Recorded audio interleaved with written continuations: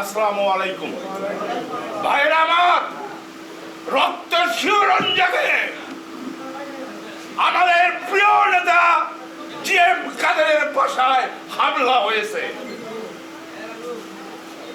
এই পুঁটি মাছ অল্প পানিতে ঝাঁপে, এই পুঁটি মাছগুলোকে পানি সরিয়ে দিলে তৎক্ষণাৎ মারা যাবে।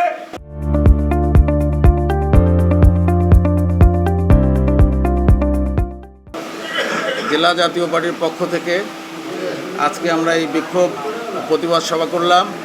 আপনারা জানেন, গত পরশুদিন